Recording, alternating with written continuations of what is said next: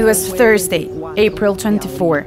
It was 4 a.m. They arrived. They almost knocked down the door. "Come on! Everybody up! Everybody up! Everybody up!" We were surrounded. I just didn't know. As I opened the door, they just started taking pictures. People with weapons, lots of weapons. "Get out! Out of the rooms! Which is the master bedroom?" I just said, "What's going on? What's going on?" People call the police. They call the police and tell them what's happening because they think it's a kidnap. And then a black-suited guy came in. They said my son was requested for extradition. Then my son asked, "Why me?" "Anyways, we have to take him. He's wanted," they said. "What evidence do they have to assure he's a drug dealer and he's being requested for extradition? Where is the evidence?" It's very hard to get over this situation. It's very painful. False positives prosecuted for extradition. Defenseless Colombians. Adriana lives with her 2 children in a humble neighborhood of Cali. 9 months ago, her husband was captured for extradition. We've been living in this house for 16 years now. He's accused. There's someone accusing him of carrying 5 or more kilograms of cocaine in a ship. And he claims he's never been out of the country. The only foreign place he's been to is Ecuador, where he worked. He's never been to the United States. He's never been into any kind of ship. And this has totally ruined our life. He's just a simple working man. He's just a driver. Nora lives in a rented place in Medellin with her 10-year-old son. Her husband was captured in 2008, and he was extradited to the United States 10 months ago. He had a small fruit business in Itagüí. He worked for about 4 years legally. By the moment he was captured for being extradited, we lived in a small house in this same neighborhood, and we paid $250 for rent. They got here about 5 a.m. to capture him. They just said he was requested for extradition. My son, Esteban, was born with scoliosis and with club feet. So far, he's had 10 surgeries, and he needs 5 more. As he grows, a titanium bar he has on his spine needs to be replaced.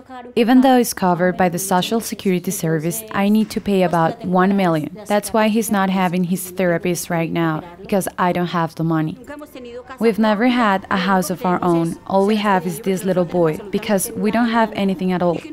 If at least I had enough to carry on with my son, but we really have nothing at all.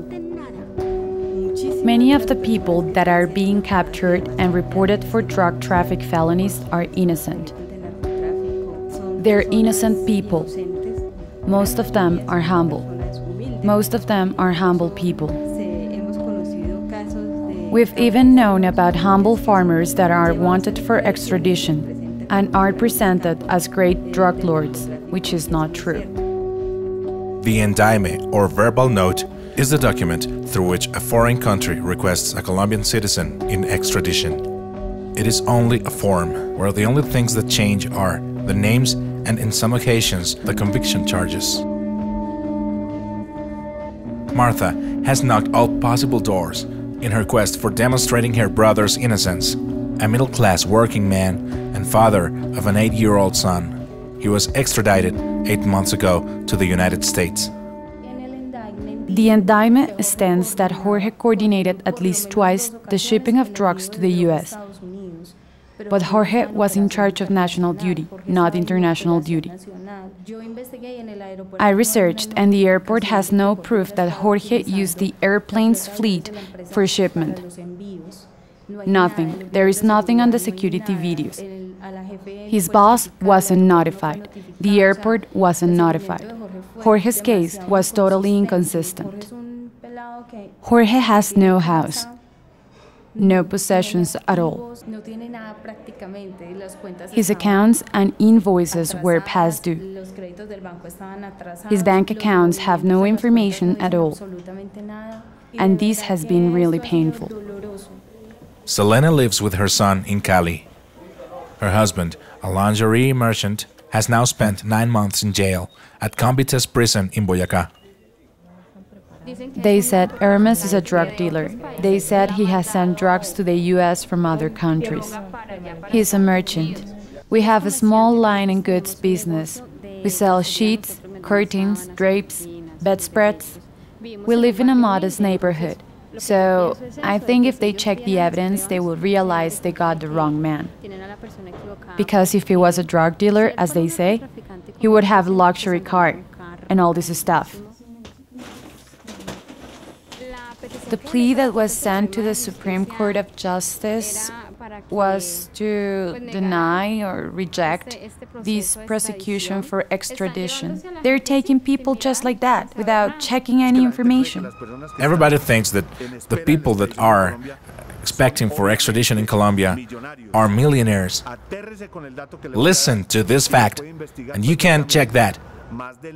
More than 95% of the people that are being required in extradition can't even afford an attorney.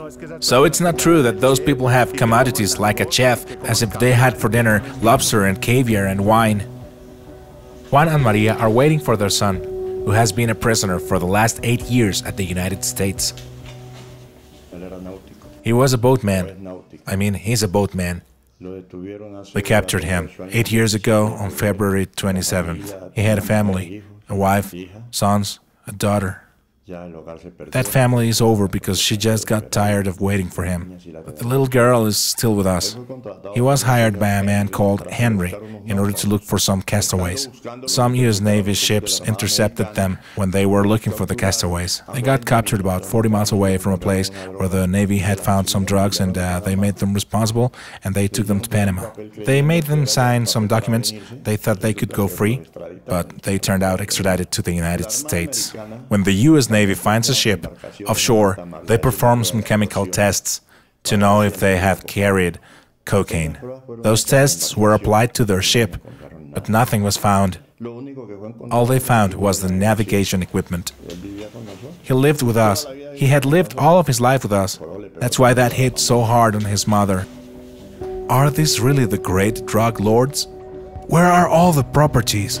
Where is the money? Where is the richness? Or for worst, where are the drugs that incriminates them?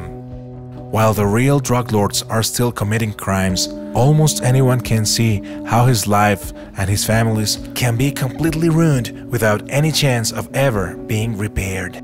The day he was captured, the media was all over him. Like a huge drug cartel. They captured him, they framed him. He appeared in all kinds of media. They gave him a nickname. In Colombia, we're used to mediatic and show-off justice.